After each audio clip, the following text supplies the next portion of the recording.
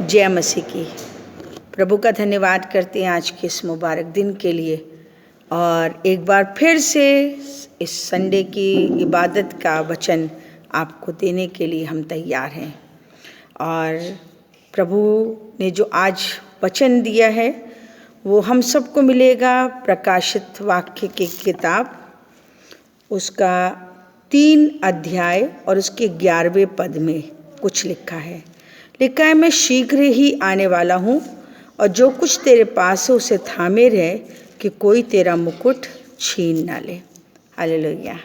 जो कुछ तेरे पास है उसे थामे रहे। अगर आज हम थामने की बात देखते हैं, क्या है हमारे पास? बहुत चिंता में हैं, बड़ी परेशानियों में हैं।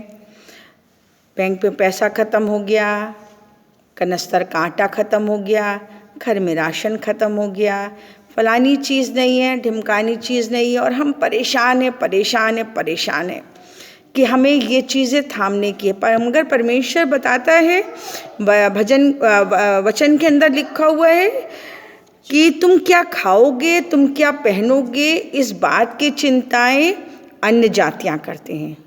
तुम्हें इन सब चीज़ों की चिंता करने की आवश्यकता नहीं है, इन चीज़ों को थामने की आवश्यकता नहीं है। पैसा जो होगा, एक समय पे आप 100 रुपये का नोट तोड़ाओगे तो वो 1 रुपये का सामान पहुँच लिया आपने, 99 रुपये आपके पास रह गए, वो 100 रुपये ख़त्म हो जाएंगे। कैसे थाम के रखोगे उस रुपये को? कैसे थाम के रखोगे?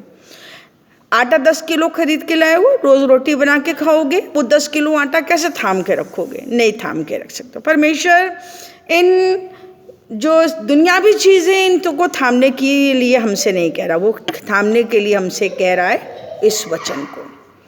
लिखा हुआ है ये वचन तू चबा ले, पचा ले, अतड़ियों में पचा ले, कि जब तुझे ज़रूरत हो तो ये तेरे सामने आए। हमको इस वचन को थाम लेने की आवश्यकता है। अगर ये वचन हमारे जीवन में रहेगा तो हम हमेशा तैयार रहेंगे, हमेशा तैयार रहेंगे। बाइबल के अंदर लिखा हुआ है, मैं कोट नहीं करूँगी, वैसे ही बता रही हूँ मैं। बाइबल में लिखा हुआ है, एक आदमी था, उसके घर में आधी रात को उसका दोस्त पहुंचा, और वो दोस्त जो था उसके घर में खाने को नहीं था। वो अपने दोस्त के पास गया और जाकर के कहने लग गया कि मुझे 3 रोटी दे दे। उसके दोस्त ने बहाना बनाया, मेरा बेटा मेरे बगल में सो रहा है, मैं कैसे ये करूं, कैसे वो करूं, कैसे करूं। वो आदमी निराश होकर के आ गया। क्यों नहीं उसके पास? आपके घर में अगर कोई आता है तो आपको कैसे मालूम कि उस व्यक्ति को 3 रोटी की आवश्यकता है?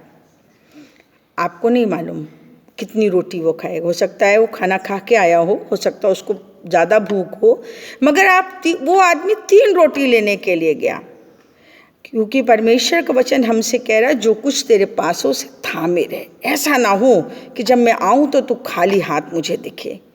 ये 3 रोटी मेरे और आपके जीवन में होनी ज़रूरी है।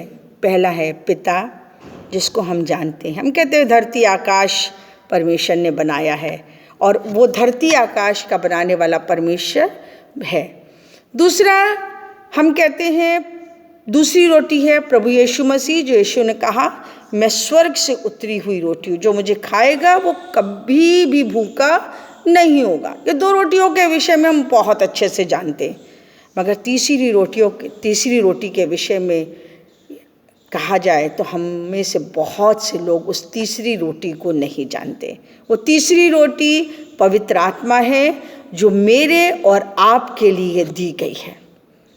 हमें उस पवित्र आत्मा को थाम के रखने की ज़रूरत है कि हमारे अंदर जो दूषित आत्मा है वो दूषित आत्मा निकल जाए और पवित्र आत्मा के काम हमारे अंदर दिखते रहे।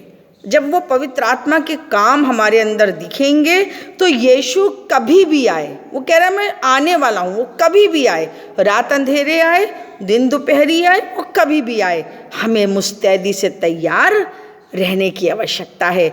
जब वो तीसरी रोटी, वो तीनों रोटियां जब मेरे पास होंगी तो मेरे दरवाजे पर कोई भी आएगा, मैं तैयार रहूँगी भोजन परोसने के लिए। और ये रोटियां हमें परमेश्वर ने दी हैं इसलिए कि हम तैयार रहें हर वक्त।